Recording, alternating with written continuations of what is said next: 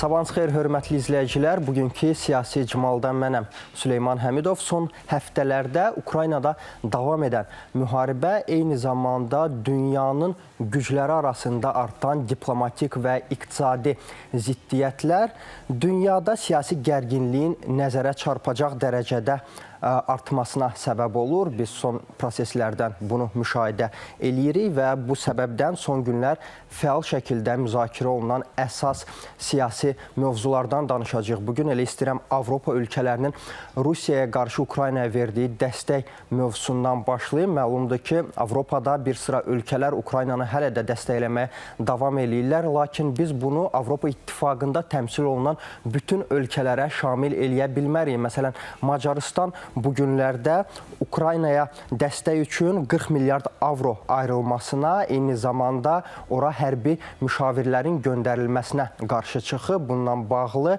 Macarıstanın Xarici İşlər və İqtisadiyyat naziri Peter Siarto məlumat verib. Onun sözlərinə görə Siartonun bu açıqlaması, daha doğrusu açıq şəkildə Avropa İttifaqı daxilində fikir ayrılıqlarının günü-gündən artdığını müşahidə eləyirik biz bu açıqlamalarla. Digər tərəfdən qeyd eləmək lazımdır ki, Macarıstanın bu mövqeyi bizə ondan xəbər verir ki, Macarıstan Avropanın şərqində eskalasiyanı davam etdirmək və gələcəkdə bu eskalasiyanı artırmaq əvəzinə Macarıstan rəsmiləri istəyir ki, ölkənin daxili siyasətinə və daxili iqtisadiyyatına daha çox fikir versinlər və bu onların prioritetlərindən biridir. Avropa İttifaqı daxilində Macarıstanla yanaşı bir Almaniya var ki, hansı ki Budapeştin əksi olaraq Ukraynaya dəstəyini günü-gündən davam elətdirir. Məsələn, bu günlər ərzində rəsmi Berlin açıqladı ki,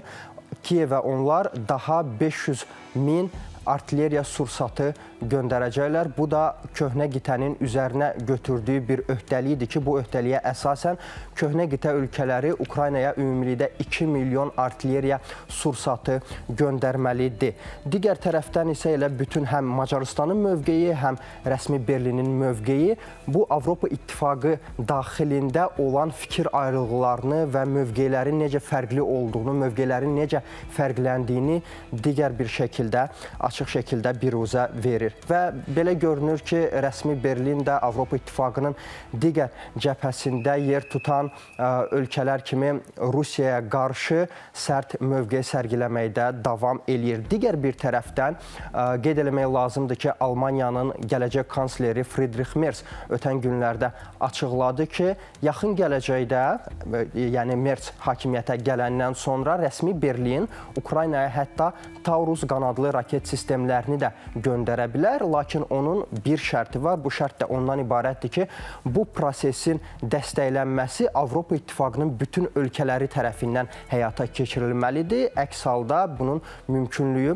sual altındadır. Qeyd eləmək lazımdır ki, hazırda Almaniya kansleri vəzifələrini həyata keçirən kansler Olaf Scholz Taurus qanadlı raket sistemlərini Ukraynaya göndərməkdən imtina eləyir. Onun fikrincə, bu proses eskalasiyanı və gərginliyi daha da artıracaq. Ümumiyyətlə, məlum məsələdir ki, Vladimir Zelenski, Ukrayna prezidenti uzun müddətdir ki, Almaniyadan bu qanadlı raketləri, Taurus qanadlı raket sistemlərini Almaniyadan istəyir, onun tədarükünü gözləyir.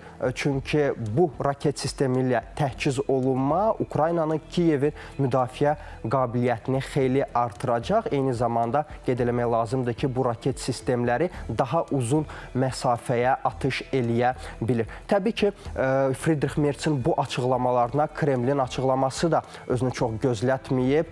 Kremlin mətbuat katibi Dmitri Peskov bildirdi ki, görünən odur ki, Friedrich Merz də digər Avropa ölkələri kimi Ukraynada nizamlanma prosesinə qarşıdır və yaxın gələcəkdə Şərqi Avropada sülhün bərqərar olmasında maraqlı deyil. Son günlər ümumiyyətlə biz görürük ki, Ukrayna prezidenti Vladimir Zelenskinin şərhlərindən biz bunu görürük ki, Kiyev zəruri silahların alınmasında çətinlik çəkir. Məsələn, Zelenski Amerika Birləşmiş Ştatlarına bir neçə Patriot raket sistemlərini əldə etməsi üçün Vaşinqtona 15 milyard dollar təklif eləyib. Lakin bu prosesin həyata keçirilməsi ilə bağlı Ağ Evdən, rəsmi Vaşinqtondan biz hələ ki müsbət bir geri dönüşlər ala bilməmişik. Daha doğrusu hər hansısa bir açıqlama gəlməyib rəsmi Vaşinqtondan. Bu da təbii ki yaxın gələcəkdə Vaşinqton və Kiyev arasında silah təminatı sahəsində gələcək əməkdaşlıq perspektivlərini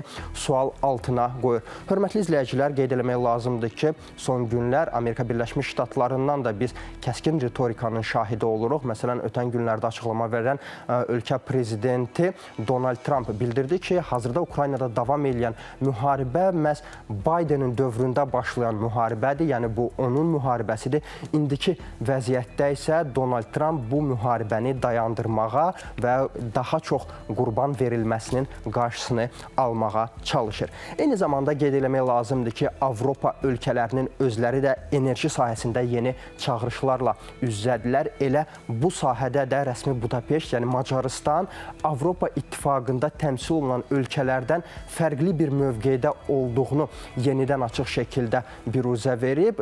Rəsmi Budapeşt bu dəfə Avropa İttifaqının Rusiyanın enerji daşıyıcılarına tətbiq olunması gözlənilən sanksiyalara qarşı çıxıb və bu sanksiyaları dəstəkləməyib. Maraqlı məsələ ondan ibarətdir ki, Fransa və Almaniya yaxın müddətdə Rusiyadan qaz idxalını qismən bərpa etmə imkanını nəzərdən keçirir. Bu da onunla bağlıdır ki, hazırda Avropa, yəni köhnə qitə ölkələri və Vaşinqton arasında ticarət danışıqları həyata keçirilməsi planlaşdırılır yaxın günlərdə və Avropa İttifaqının ölkələri ehtiyat eləyirlər ki, məhz enerji sahəsində Birləşmiş Ştatlar bir rıçaq kimi istifadə eləyə bilər və bu narahatlıqlara görə istər Almaniya, istər Fransa və həmçinin Avropanın bir sıra digər ölkələri Rusiyadan qaz idxalının yenidən başlaması prosesini nəzərdən keçirməyə çalışırlar ki, rəsmi Vaşinqton məhz bu sahədən onlara qarşı rıçaq kimi istifadə